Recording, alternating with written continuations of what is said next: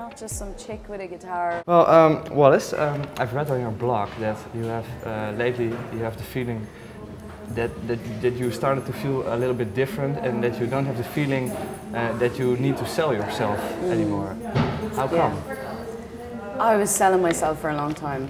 I just felt like I went through a long period there of about 2 years of just when things were kind of in limbo, career-wise, I suppose. I was just like, felt like I was trying to shout at everybody like I was, yeah, I am a good musician, or I can play a lot of instruments, and I'm not just some chick with a guitar, or keeping on hearing these cliches of, you know, that women are not good musicians, but that was my problem. I just kept hearing what I wanted to, you know, laws of attraction, that spiral of shit as well, you know, you just keep thinking bad things about yourself, and I just felt like I was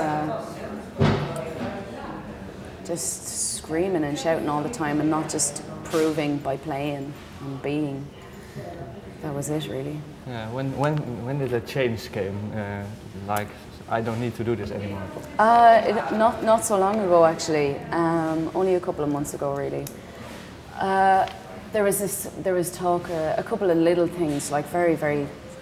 It's always the little things, the details. It was like, now don't laugh, but one of the things that started it was this idea of me having to do a lot of online things like Twitter, or write blogs all the time, or be socially accessible and go to parties and blah and do all of this networking crap.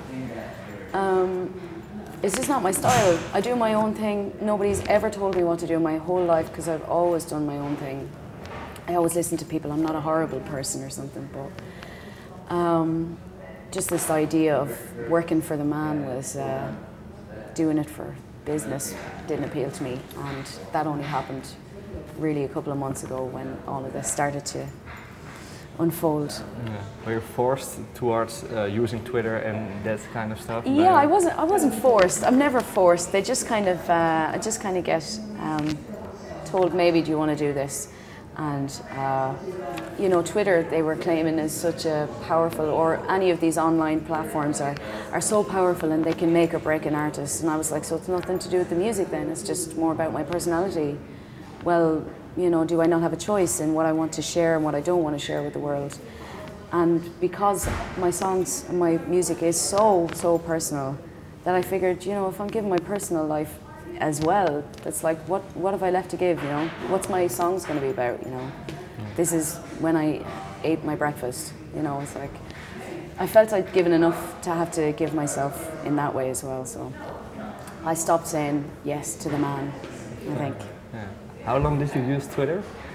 I didn't. You didn't at all? Okay, Didn't happen. I used MySpace for a lot, but that was out of personal, because I really enjoyed it. When it first started, I got in touch with loads of friends. You know what the Facebook kind of thing is like, but it was the same kind of thing as being asked to write a song, write a pop song. Just being asked to give some part of yourself that you really don't want to.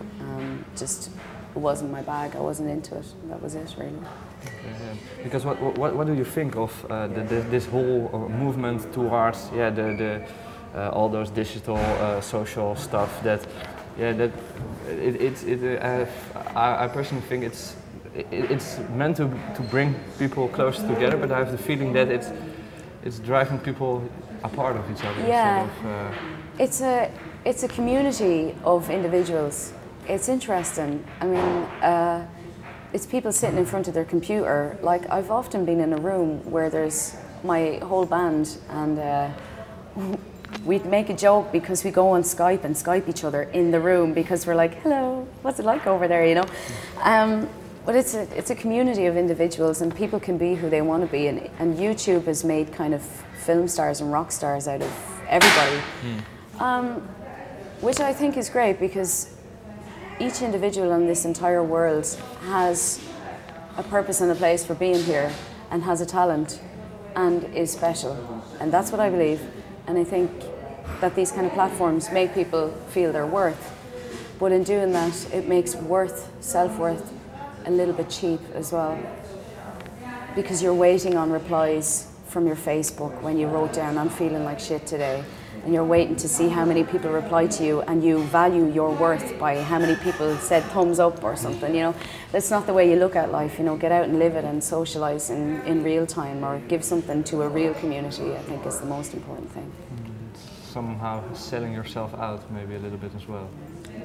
Yeah, everybody's different, and how they do it is different. I mean, for instance, Stephen Fry is a famous English actor, and you know, he's a wonderful mind. He used Twitter, and so we're getting on this Twitter thing for a long time, but it's really interesting. He used it to write down quotes about architecture, or about how he saw the world, and he can fit it into how many characters it has. What is 140? it? Yeah. And so it made a kind of a quotesman out of him, which I love that. You know, that's cool. Everybody uses it differently. There's good and bad sides to everything.